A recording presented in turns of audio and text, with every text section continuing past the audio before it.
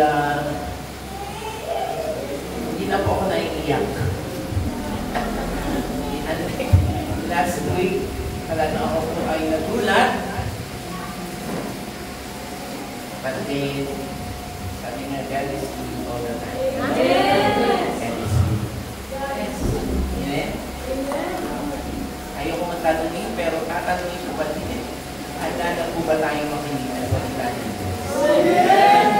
Kala ko po kasi lahat ng kantahan niya na I love you with the love of the Lord.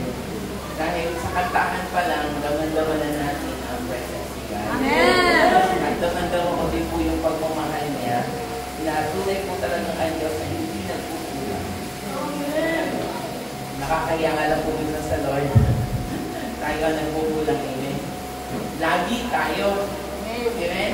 Pero alam niyo po, ganun kabuti at ganun kabait ang Diyos, lagi niya po tayo naiintindihan. Lagi niya po tayo nauunawaan sa kabila ng lahat. Amen po. Sa kabila ng lahat, kabila ng mga ginawa natin, pagkukulang natin, nalilimutan natin ang Diyos minsan, hindi natin nabibigyan ng atensyon ang Diyos. Amen? Still, God is God.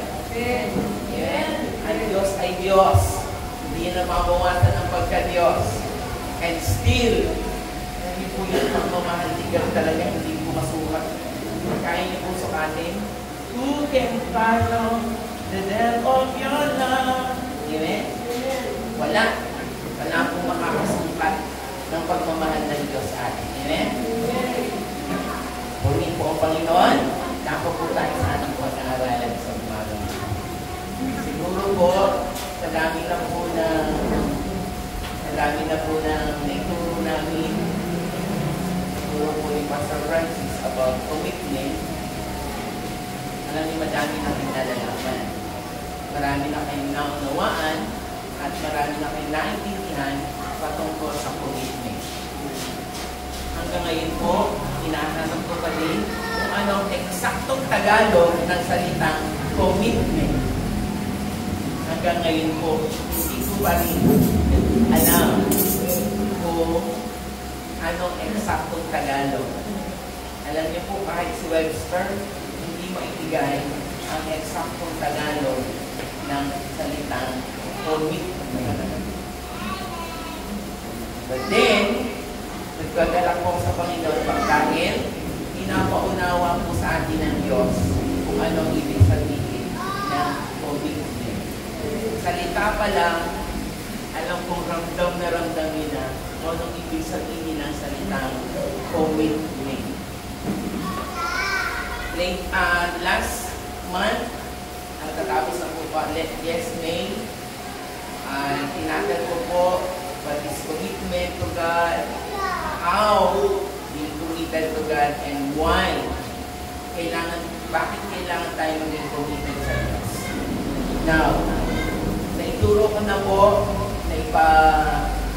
naipaunawa ko na po sa inyo kung anong kahalagahan ng commitment sa Diyos. Ngayon naman po, pag-aralan po natin ang commitment in the level of commitment to your God's calling. Ako po ay naniniwala ng lahat ng naririto ay tinawag ng Diyos for a special and divine purposes ay tinawag po tayo ng Panginoon. Amen po. And that is a special calling. Alam niyo po, pag nagbabasa po ako at nag-aaral ako, ang God's calling ko ay nagsimula pala mula nang tanggapin natin ang Panginoon bilang Panginoon at sariling tagapagligtas. The very beginning na tinanggap niyo ang Panginoon, Jesus Christ, as your Lord and Savior, doon na po pumasok ang salitang commitment. Amen po ba? That's how you started.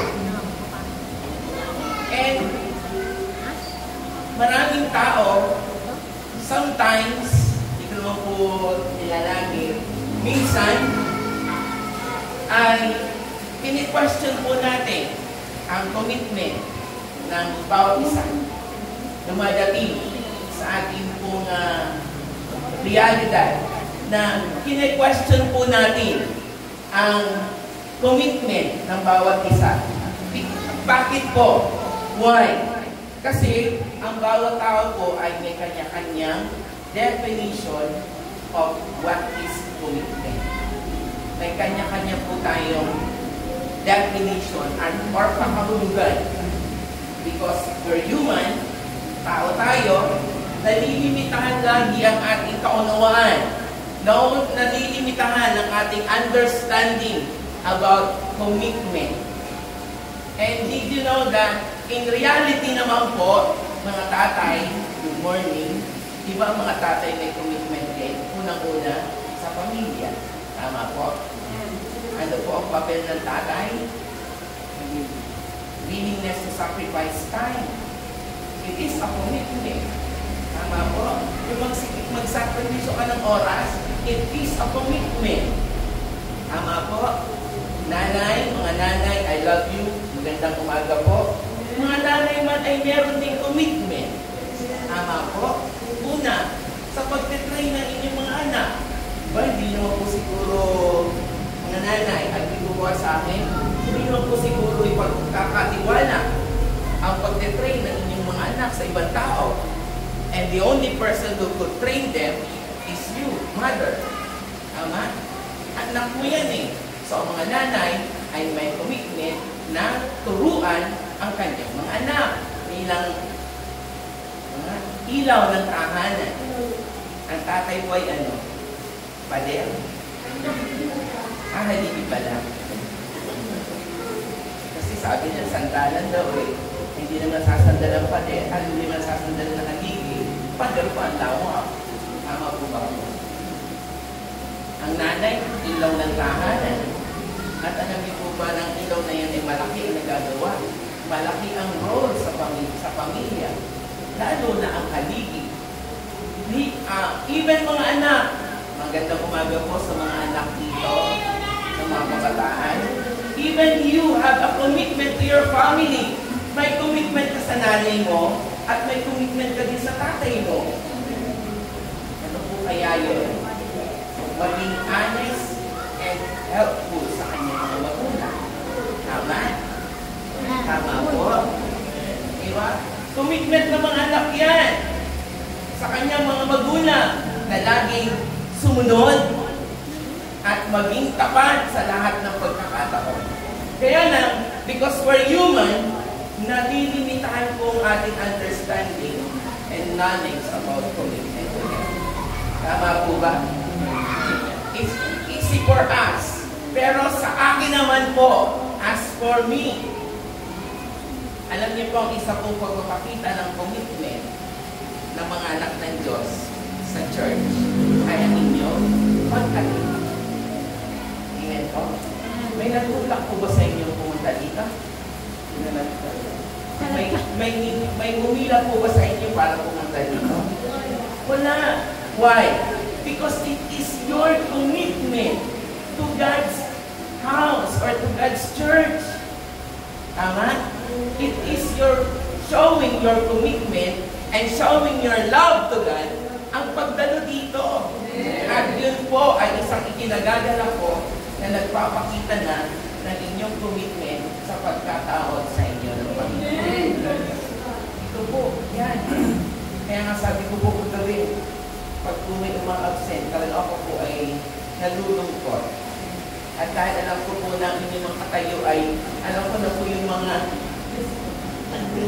alam ko na po yung inyong mga gustong tayo, yung upuan nyo yan, parang may tatak na, ay pag nawala po kayo, hindi kayo umata ng isang Sunday, talagang hinahanap po kayo. Nakakamiss po. And that is one way of showing your commitment to God's calling. Ang pag-attend sa worship service, ang pagpunta dito sa ating sambahan, it's one way of showing your commitment to God's calling.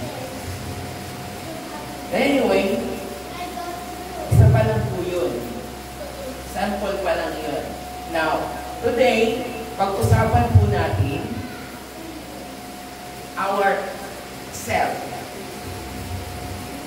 Focus po tayo, huwag po kayong titingin. Huwag niyo pong i-compare ang sarili nyo. Yung commitment nyo sa inyong kalapit, sa inyong nasa likod, o sa inyong nasa harapan.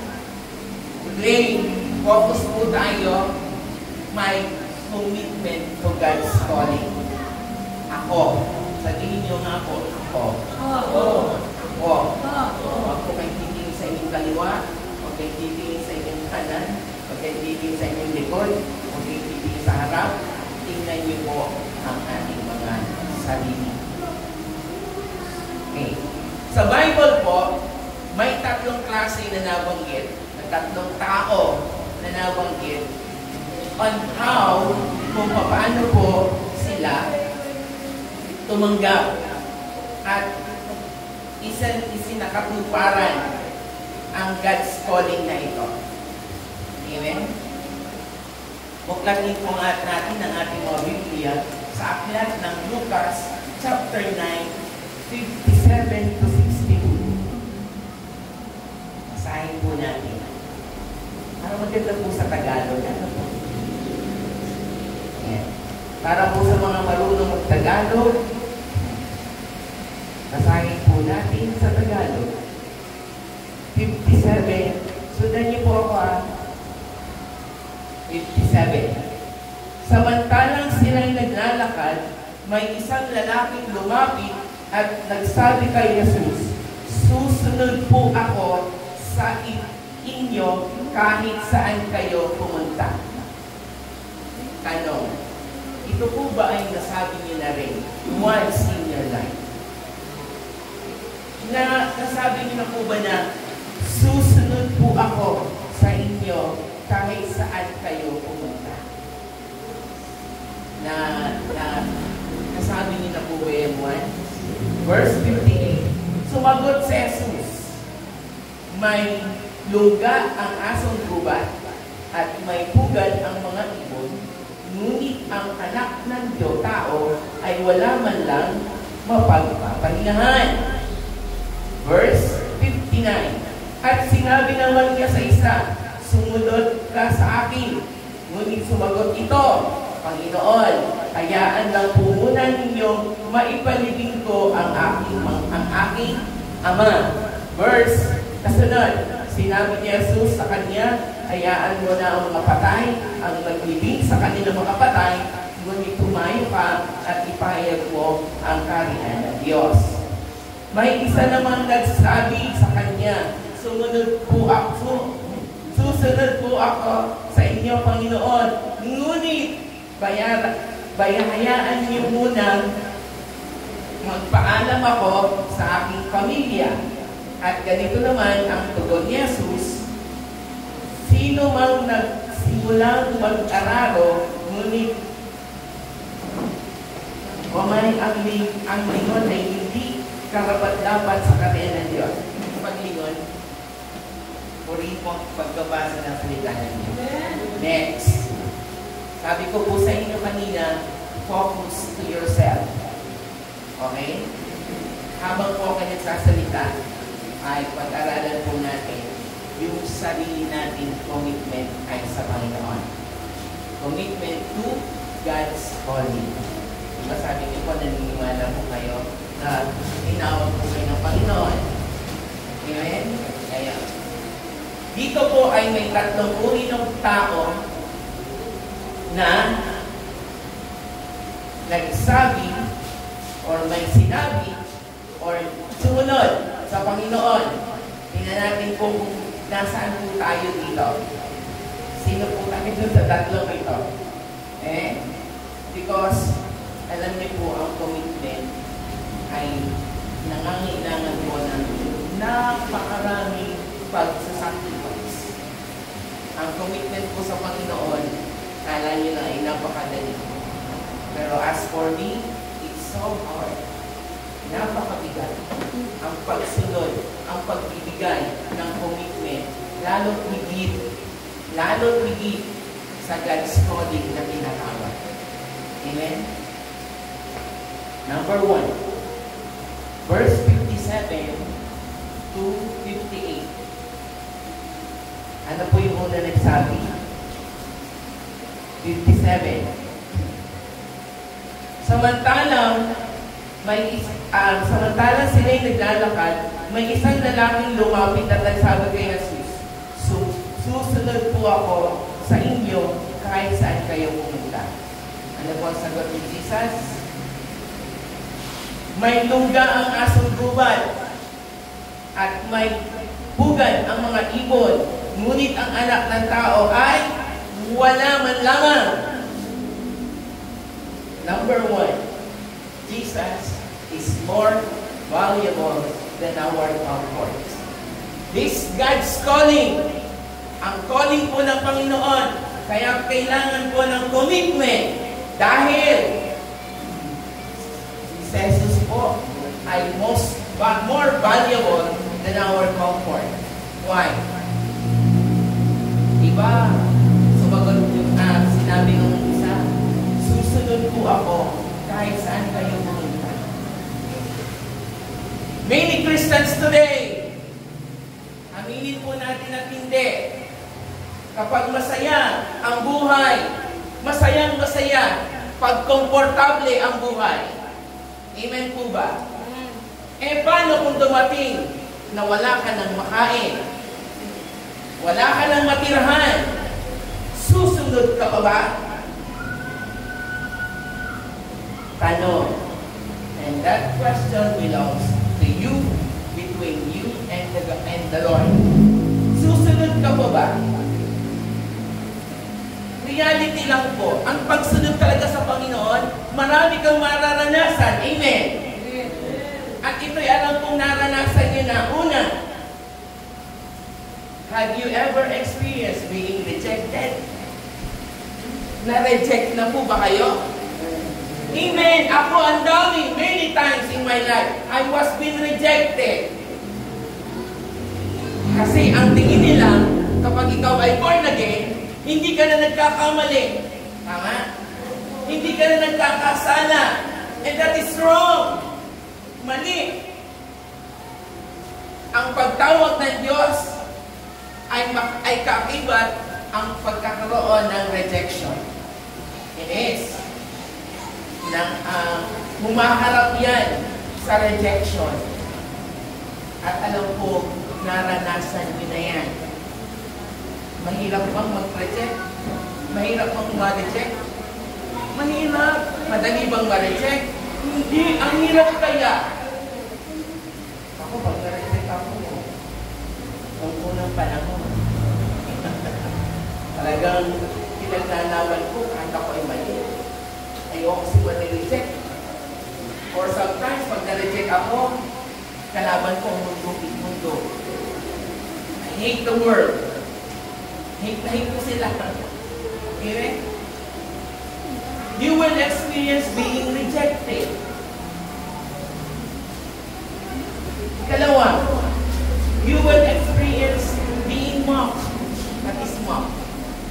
Maloloko ka. Tama? Lolokohin ka. Kung hindi ka maloko, sabi nga, isang kadadalo lang ang uli na taso mo.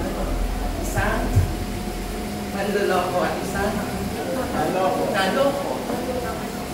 Pero most of the time, nung naging born again kayo, di ba kalimitan tayo ang naloloko? Kasi napakabait natin eh. Tama? Mabait po ba tayo? Mabait po ba ang mga anak ng Diyos? Hindi nga. We've been experiences being mocked. Naloloko tayo. Di ba? Nung hindi ka naman born again, hindi ka nakakaranas ng ganyan, di ba? Aminin. Nung hindi ka pa born again, hindi ka pa makakaranas ng ito. Bakit? Hindi ka nakakaranas ng ito. Akala mo kasi normal lang yun. Manlokohin ka, ang ma-reject ka, o manloko ka, or lokohin ka. It is normal to us. No! Hindi ka pa born again. Pero nung naging born again ka na, at naging Christian ka na, diba? Ipinakikita at iminulat ka na, at iminulat na ang inyong mata sa katotohanan. Diba sabi doon, tinuklap na ng Diyos ang inyong naked eye para makita nyo ang nang makita ng inyong spiritual eye what is good and what is right. Amen? Ang pagsunod sa Diyos, makakaranas ka ng lokohin. Ano pa? Sige, palalimin natin yung Tagalog. Alipustain. Kamaking. Tama? Ay, yung mga born-again na yan. Hindi naman kayo pakakainin ng Diyos. Hindi naman kayo pakakainin ng Diyos nyo. Walang pera dyan. Hindi ka dyan yayaman. Tama? Yun po sinabi ni Jesus Christ. Ang mga asong gubat ay may bahay. Ang mga ibon ay may pugad. Pero ang anak ng tao ay wala. Walang-wala. Eh tayo, tumulog lang sa batik. Nagre-reklamo na, tama? Walang naimin. Ibig sabihin, komportable pa lang buhay natin. Minsan, lalo sa camping, lalo sa family camp, or sa mga overnight, talaga makakatulog ka sa sahig. Lalo't kawayan. Eh, sanay ka sa kulutod. Tama po ba ako? Tapos, sinabukasan, yan, sakit ng likod. Panay ang reklamo. Pero, may praise the Lord. Tama? Amen? The last time I remember, family camp po tayo sa Sariaya. Ang breakfast ay tuyo, itlog at sinangag. Amen? Tuyo, itlog at sinangag. Masarap naman, di ba? Masarap yun eh. Pero kung nasa rin kayo bahay, nagugulang pa kayo ng itlog at tuyo? I doubt. Baka magbukulat pa kayo ng ano eh. Luto na. O mga dilata na yan. Amen? Pero pagdating doon, so yan, sarap na kain namin. Pero deep inside, nagre-reklamo bakit tuyo at itlog at sinangag namin. Okay? At ako na ako tayo. Okay? Next. Ang pagsunod sa Diyos, makaka-experience ka ng ito ang hindi nawawala sa mga anak na Diyos. Persecution. Napa-persecute ka. Alam niyo po, naalala ko nung unang-unang born again ako, ang tawag sa akin, hindi Ariel. Hindi ay, ano tawag sa akin? Born again. Nandiyan na si Praise the Lord. Nandiyan na si Hallelujah. Di ba nakakapihon? Tama? Aminin niyo. Lalo bago-baguhan ka, minsan nga, may kaibigan ka pa. Magkakasalubong kayo, magagawin yung kaibigan mo. Ayun, si Praise the Lord, ang alam nyo naman dapat. Okay?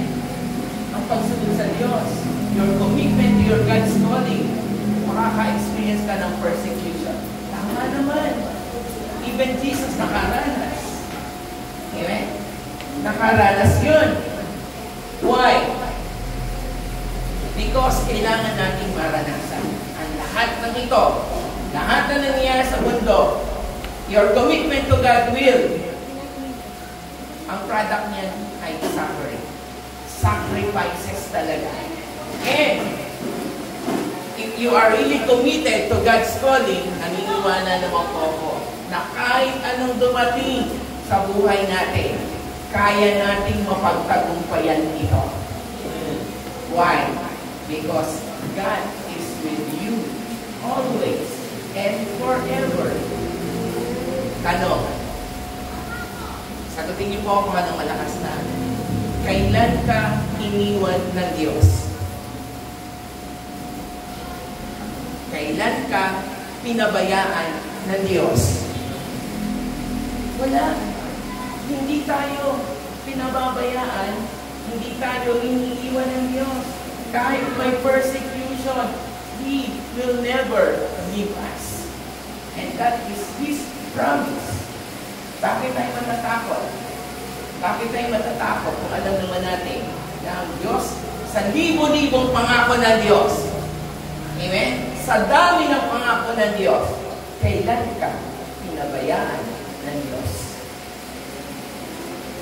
Sagutin niyo nga po. kailan ka iniwan ng Diyos? Kailan mo naranasan siya'y wala? Because God is an omnipotent God, omniscient God, and omnipresent God. And that is His promise. Si Abraham, iniwan ba ng Diyos? Hindi. Kaya nga sinabi niya na, I will call my God as Jehovah Jireh. Sino pa? Si Gideon.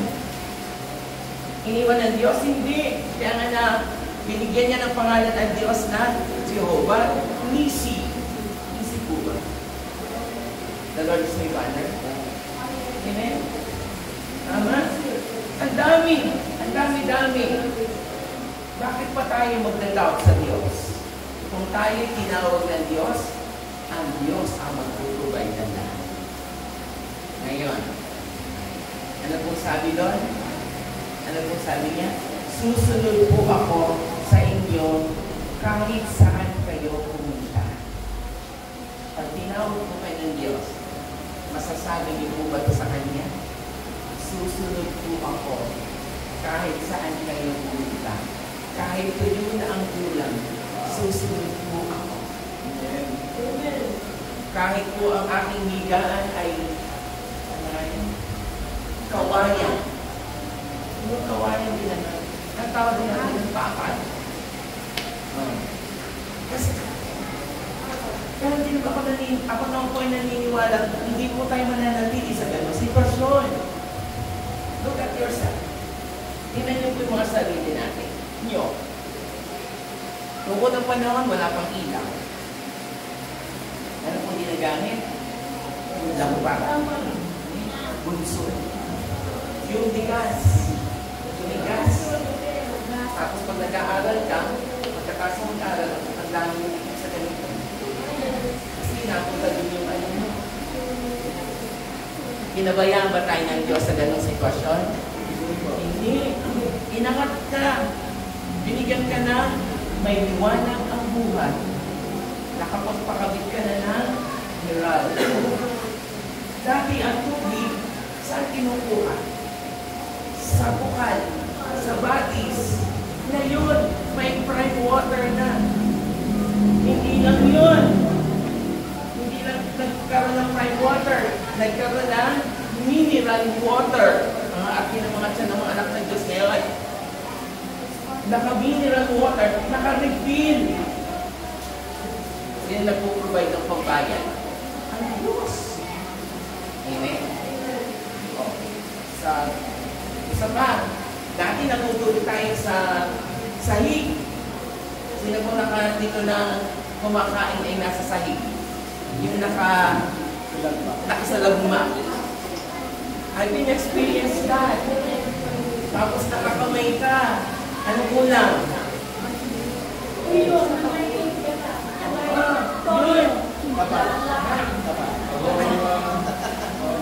Diba? Isa na ginagawa pa natin. Sino po nakaras dito na sinasabaw ang kape? Sa sinangag. Sarap, diba? Nanatili po ba kayo doon? Hindi. Kahit pa sabihin ng Diyos, ni Jesus na wala siyang titirahan o wala siyang tutuluyan. Diba? Nilevel up pa tayo. Diba? Saan na kayo natutulog ngayon? Sa komportableng posisyon. Hindi lang yun. May aircon pa. Dati naman, pamaypay lang. Nagkaroon ng electric fan. Hindi lang yun. Nagkaroon pa ng aircon. Salamat naman sa mga aircon. Baka naman. Amen. Diba? Saan mo naranasan na nagkulang ang Diyos sa iyong buhay? Amen. Luke 57:58. Because the price you pay sa pagsunod sa Diyos is Matthew 16:24. Ano sabi? Let him deny himself. Deny. What is deny in Tagalog? Takwil mo yung sarili. Take up this cross. Napakabigat ata ng cross, bigat. Bigat nun. Pero may cross na dinadala nyo ngayon. Problema, pagsubok, ano ba? Sakit, karamdaman. Di ba? Ano pa? And follow me. Deny himself, take up his cross, and then follow me. Bakit nasa uli ang follow me? Kasi bago ka sumunod, mararanasan mo yan. First, you have to deny yourself. Denying yourself. Anong i-deny? Mayabang ako before. O, sino po dito ang mabait na ngayon? I was amazed ako talaga amazed na sa mga tao na pag sinabi, sino mabait dito? Amen. Sino masungit dito? Yay! Sino dito ang kuripot? Yay! Why? Dahil pinago tayo ng Diyos. Amen! Ano sabi 2 Corinthians 5:17? First pa 2 Corinthians, if anyone be in Christ, he is a new creation. Tama. So, kailangan deny yourself muna, take up his cross, at pagkatapos ka pa lang, susunod. Because you cannot follow God pag hindi mo ito gagawin. Remember, even yung mga love ng mga mag-jowa, sinama na, mag-jowa. Diba? Ang lalaki hindi nagpo-promise ng love. Why? Because alam niya na ang pagsasamahan ay never be a bed of roses. Tama? Hindi sa lahat ng pagkakataon ay laging nakahiga sa kama ng rosas. Alalahanin niyo po ang rose ay may tingin sa ilalim. Diyan po ako lagi nadadali ng rose na yan. Hindi ko po siya ma-memorize. I don't know why. Na tuwing bibili ako ng rose sa tindahan, lagi ang dampot ko ay doon sa mailalim ng bulaklak. Hindi ko alam na mas madami pala tingin doon sa ilalim ng bulaklak. Bakit? Nung tinanggap niyo po ba si Jesus Christ, nangako po ba siya na hindi na kayo makakaranas ng ang hirap? Hindi na kayo malulungkot? Hindi na kayo magkakaproblema? Hindi na kayo magkakasakit? No. Tama po ba? And that is one way of denying yourself and take up His cross. Amen po ba?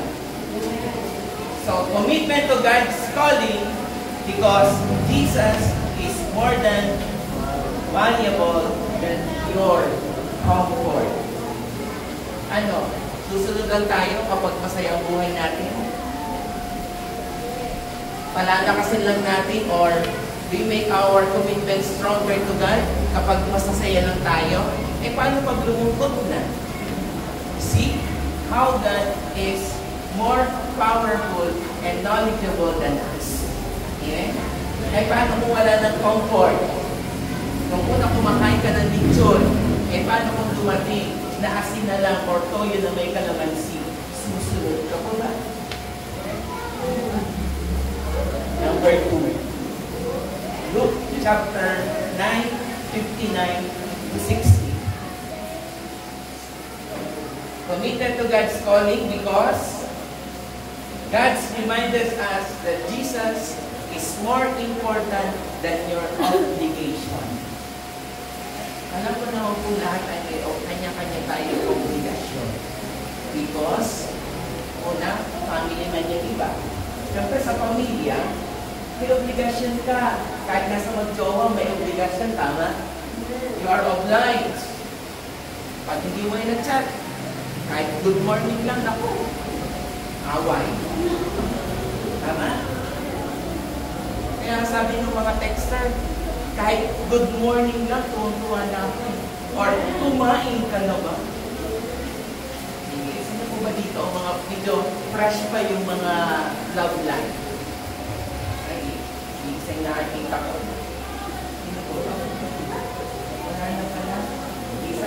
night or may love night sa Pureola.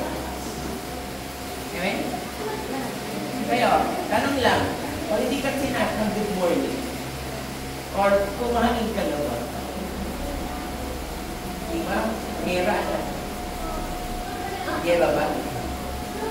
Ano? World War III. World War III. Diba? Or halimbawa naman na nagpaalam.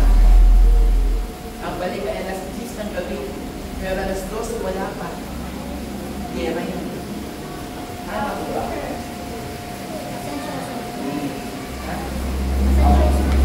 Because Jesus is more important than your obligation.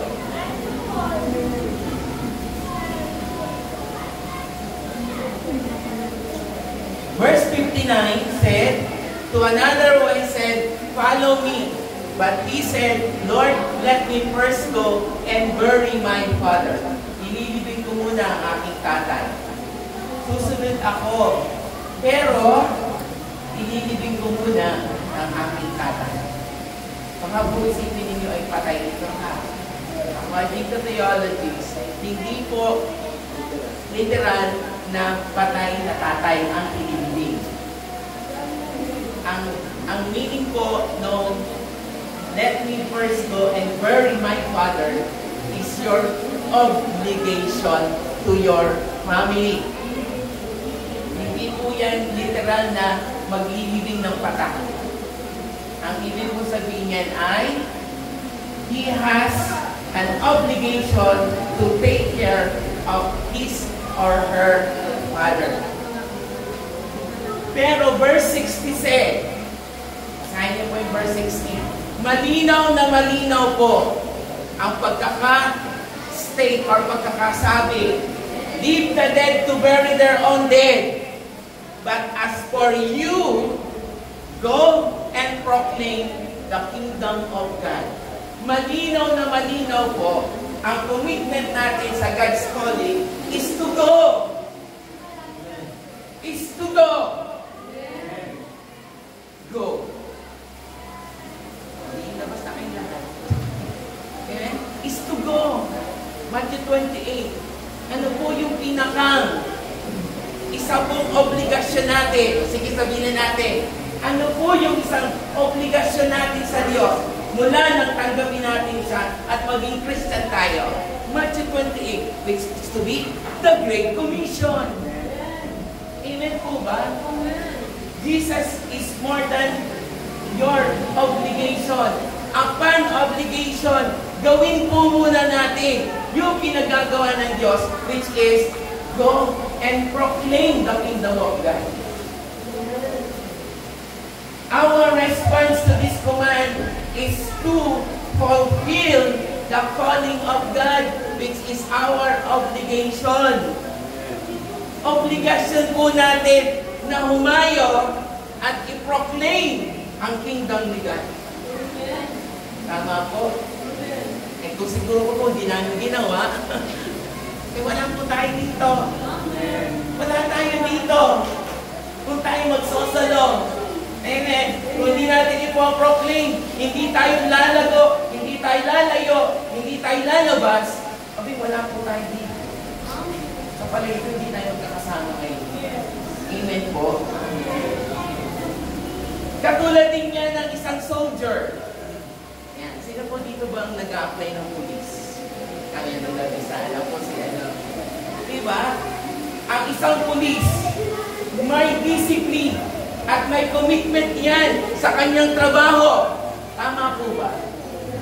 Ano po ang trabaho ng soldier? Ano po ang disiplina ginagawa niya? Pag po di ba kayo nag-police, you are willing to leave everything.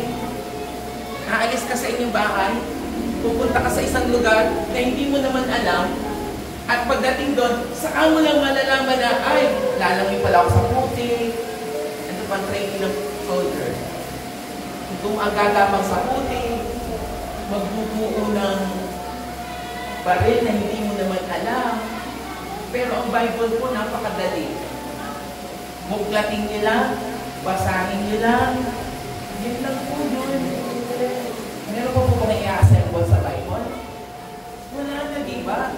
Pagkabuklat nyo, Matthew na yan, chapter na ganito, verse na ganito, babasahin mo lang. Kaya lang, ang pagbabasa, kinatatawaran pa natin. It is God's calling for us to read the Bible. Tama po ba? Paano po tayo magiging soldier? Binigyan po tayo ng baluti, tama? Ephesians chapter 6. Binigyan po tayo ng baluti. Armor of God. Kompletong-kompleto yan. Mula ulo hanggang paa. Tama. Eh bakit maraming Kristiyano talunan pa rin? Kasi hindi marunong magsuot ng armor of God. Amen po. Ang mga athlete, diba? Nagpapapayat, nagdadiet, sorry po sa word, nagdadiet. Tama, ang mga athlete. Kasi wala po akong nakitang matabang athlete. Nakakita na po ba kayo ng matabang manlalaro? O kahit mananakbo? Eh, nakita po kayo matabang mananakbo? Wala! Sorry naman sa chan. Pero may naman ganito, wala pa. Walang athlete na mataba. Walang athlete, sorry po, na chubby. Ito pinaganda mo.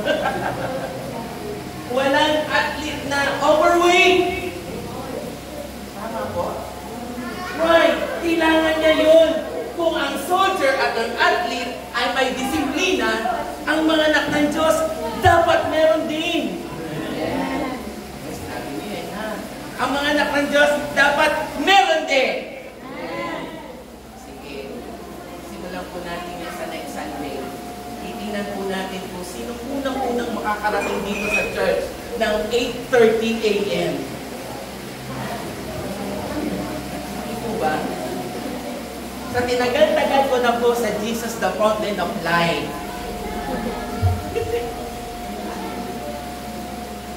Sa tinagal-tagal ko po sa JFL, hindi po talaga ako nakaranas. Sorry po, hindi ako nakaranas na nag-i-start ang service, ang Sunday service ng on time. We are always and forever late.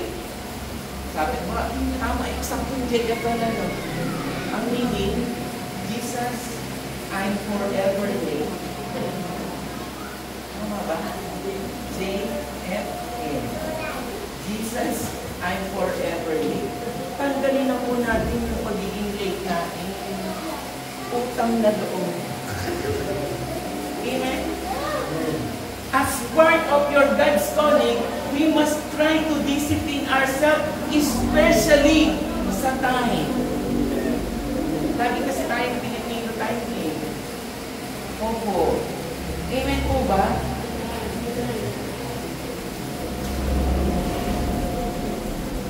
Sa ating buhay Kristiyano, papasok po dito yung what is our priority in Christian life. Ano po ba yung priority natin? Or sino ang priority natin? Now that we are Christian, and Christian means Christ follower, so we must prioritize Jesus in our life. Amen po ba? He will become our first priority. Hindi natin obligasyon na mahalin ang Diyos. Ito po ay natural sa buhay natin na mahalin ang Diyos. It is not our obligation. We are not obliged. It is our responsibility. Amen po ba? Because responsibility is different from obligation. Amen po ba? We must prioritize Christ. As verse 60 said, go and proclaim the kingdom of God. Go and proclaim. Go. Go lang go. Tanggapin ka, praise the Lord. Hindi ka tanggapin, praise the Lord pa din. Because in our own little way, kahit maliit na bagay yan, kayang palakihin ng Diyos. Just go. ko lang.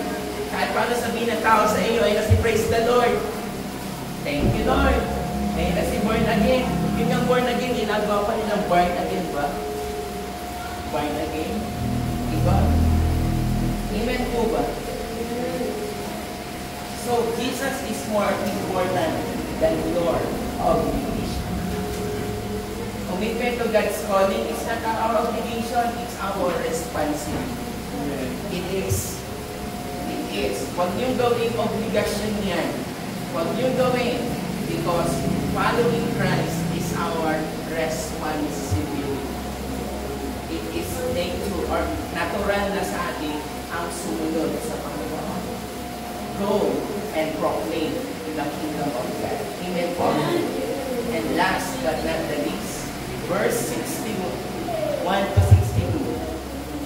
Commitment to God's calling because Jesus is more significant than our family. Ito po narinig ko sa mag-asawa. Hindi ito ang aking number one. Sino po ang inyong number one? Diba? Sa mag-asawa, naan niyo po ba yun? Sa inyong mag-asawa? O sa mag-boyfriend, o sa mag-jowa? Diba, no? Hindi itong aking number one. Alam mo, pag narinig yung asawa niyo, magagalit sa iyo. Sundan niyo agad, hindi ko aking number one. Si Jesus ang number one ko. Ikaw ang number two. Tama? Because Jesus is more significant than our family. Mas important si Jesus is sa ating pamilya. Amen. Okay. Baka sabihin niyo naman po ay ini-insist ko, hindi po. Sa Biblia po ay may example akong nakita at ito po ay nakita ko sa buhay ni Elijah. Sino po may kakilala kay Elijah? Sino po nakakilala kay Elijah? Sa Tagalog ay Elijah. Ang Tagalog ng Elijah.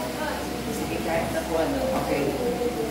Buklasin po natin 1 King chapter 19 to 21. Yan. Nang tawagin po ng Diyos si Elisha sa pamamagitan ni Elijah. Tama po ba ko? Okay.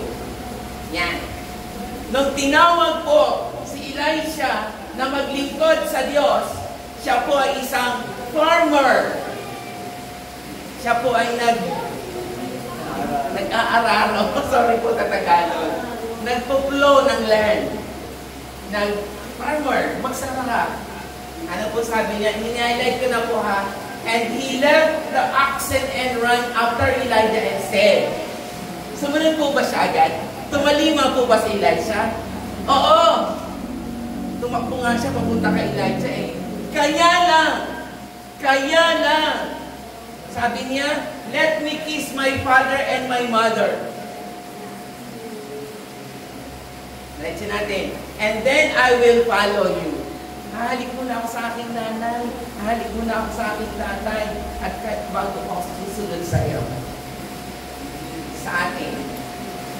Pag tayo tinawag ni Lord, let me kiss my father. Let me kiss my mother first. Maglilingkod ako sa iyo. Pero, lagi tayo may excuse. Hindi na lang nagiging, I will follow you. Laging may dahilan. Ano sabi ni Elijah? And he said to him, go back again for what he done to you. Diba? Pinakita ni Elijah. Parang sinasabi niya na, huwag ka nang bumalik sa nanay mo. Huwag ka nang bumalik sa tatay mo. Sumunod ka na lang sa akin. Tinatawag ka na ni Lord. Eh ngayon, pag tinatawag tayo ni Lord, dahil natin excuses, magpapayaman pa ako. Mag-aasawa muna ako. Magkakaanak muna ako bago ako sumunod sa Lord. Tama? Magpapayaman muna ako. Gusto ko pag ako susunod sa Panginoon, mayaman na ako. May bahay na ako. May kotse na ako. Comfort. Tama? Comfort.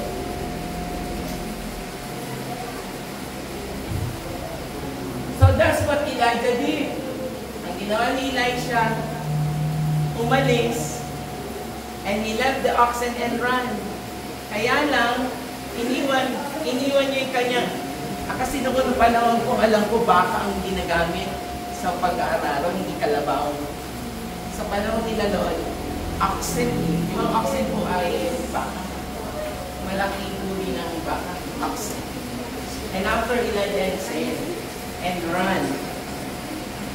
Ako po ay hindi farmer, nakaranas po ako maging farmer, kasi po sa Laguna, meron po kaming palayan. Eh, dahil po mabait yung tiya ko, tita ko, pinaranas kami kung paano ang magtalok at kaming talok, magtanim. Yan, ate nila, magtalok, magtanim. Sa totoo po, nakaranas po talaga ako lumusong sa palayan na hanggang dito pala ang putik na yan. Tapos yung paggaganyan, ay talagang pala totoo po pala talaga yung magtanim ay di biro. Sa totoo lang po, maghapon, nakayo po, ay sakit po talaga, ang init. Pero ako po'y naniniwala na ang isa pong farmer, pag nag-aararo, sa isang direction lang nakatingin. Tama po? Sa isang direction lang. Saan po kayo nakakita na nag-aararo na laging nakatingin sa likod? Meron po? Wala na po. Ano po sa kanila? Wala po. Yung pag nag-aararo ka, di ba, lagi pasulong, saka nakakita nag-aararong pauro. Tama? Ha?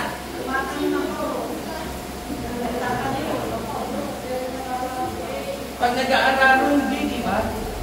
Saka nakita nag-aararo na nagbubuka ng lupa ay nakatingin sa likod. Wala na po. Wala. We have to remind ourselves that we cannot give our full time or full paglilingkod sa Panginoon na dalawa po ang ating ginagawa. Totoo po ba yan? You cannot do two things at the same time. Sa Bible, hindi pwedeng maglingkod ang tao sa dalawang Panginoon. Mamahalin ang isa or kamumuhian. So God wants us to look on one direction. Amen? Your family is important to you, alam ko po yun. Kaya nga may nagtatrabaho, nag-abroad, para magbigay. I know your family is important to you. But I want you to know na mas importante ang Diyos sa buhay ng mga tao. Your family second to Him. Make your family second to God. But our first priority is God. Because ang Diyos ang simula at ang magwawakas ng lahat. He is our provider. Siya yung He is sentro eh. Diba? Minsan nga sa magjowa, diba? Para hindi tayo mag-iba, para hindi tayo matalo. Make Jesus the center of our relationship. Amen? And even their family. Tama? Make Jesus the center of your relationship, your family. Because, ang Diyos kasi yung yung ating hawakan, ang ating sandigan. Is our foundation. Kaya pag ang foundation nyo ay written, ay wala talaga mangyayari. Everything will fall into business. Amen po? One more. Genesis chapter 19, verse 26. Look what happened to Lot's wife. Alam mo, alam niyo ito. Look what happened to Lot's wife. If he is committed, if she is committed to God, sa tingin niyo po kaya lilingon siya? Bago mangyari yan, sinabihan na sila, huwag kayong lilingon. Yan, marami kasi mga Kristiyano ngayon, lingon ng lingon. Ano nangyari? Naging batong asin. Haliging asin. Ano nangyari sa asawa nila? Naging haliging asin. Ano? Susunod tayo sa Panginoon? May gusto mo yung mangyari muna? O susunod ka na habang malakas ka pa? Nung una, pinipilit natin ng mga tao, maglingkod kayo sa Panginoon, commit kayo sa Panginoon habang malakas pa kayo. Amen? Kaya nga sabi ni Lord, go and proclaim habang malalakas pa ang mga taong yan. Paglingkod nila natin sa Diyos, hayaan na natin silang matutong sumunod sa Diyos. Naaawa lang po ako minsan na kung kailan putol na ang paa, wala ng kamay, bingi na, bulag na, tapos sasabihin, maglilingkod ako sa Diyos. Wala nang masama.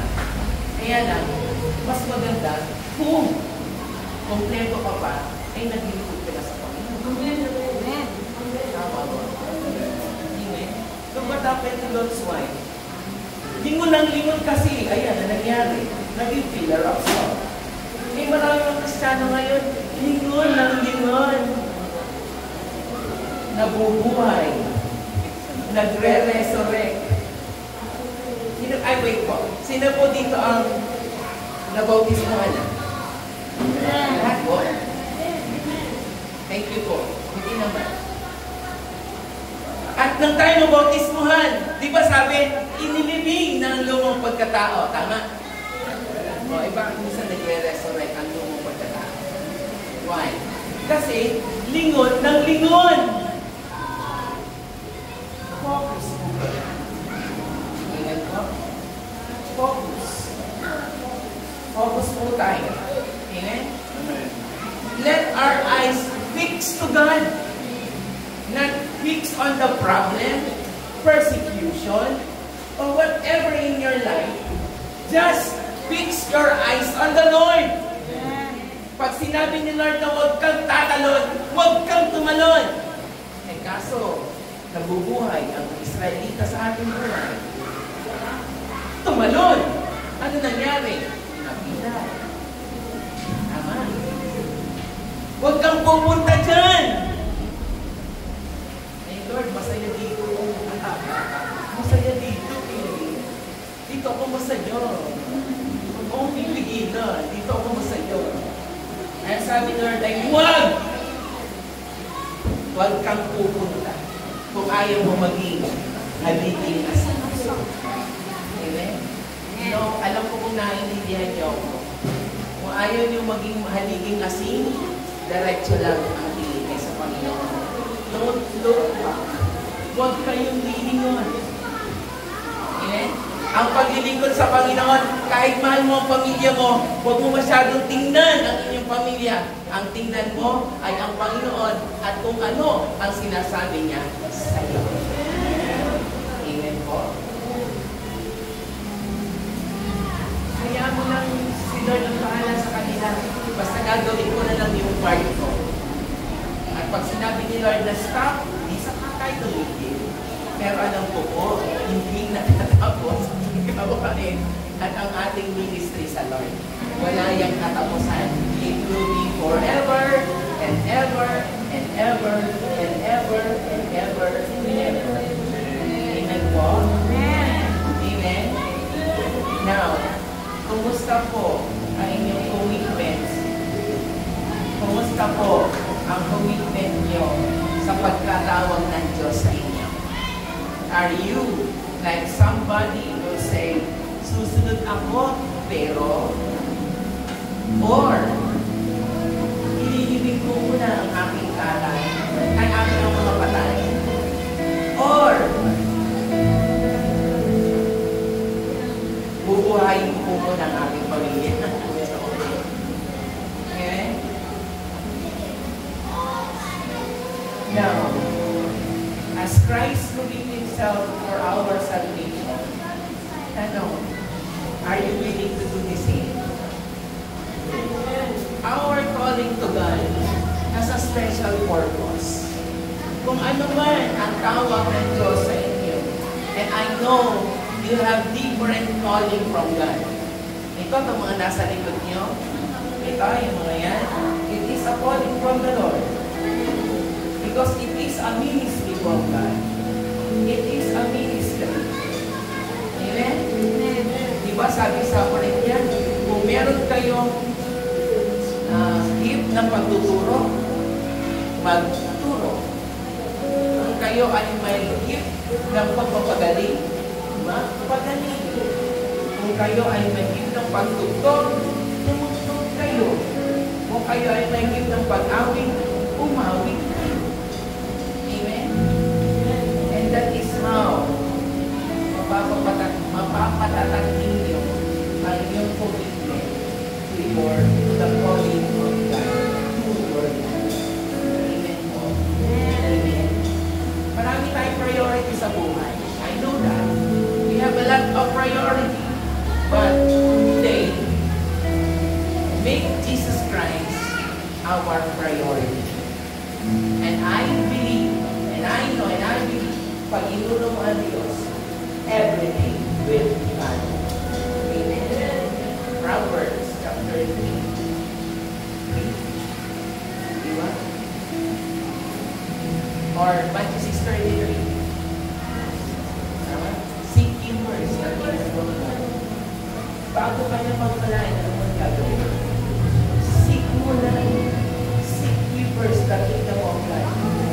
And all these things shall be added unto you. Pero uunahin po muna natin, ipa-priority natin ang kaharian ng Diyos. And everything will follow. Amen po? Lagi tumayin lahat. Hallelujah. Salamat Panginoon sa iyong kabuhian. Ano man Panginoon, pagkatawag mo sa amin, ayan mo o Diyos, na ito po ay mag-manifest sa aming buhay. Ayan mo o Diyos, na tulungan kami, Lord, na ipaunawa how important, how significant is the calling of you in our life. Many times in our life, Lord, we failed. We failed, Lord. But today, help us, O God, and we come boldly in your presence and we sing this song. Hallelujah. Thank you, God.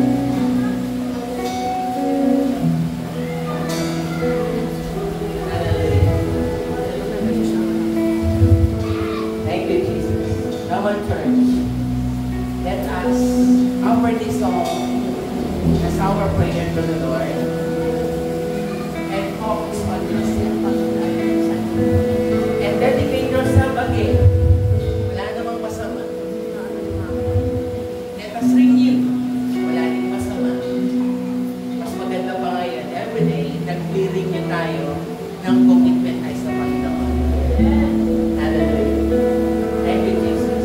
Let this song be your prayer.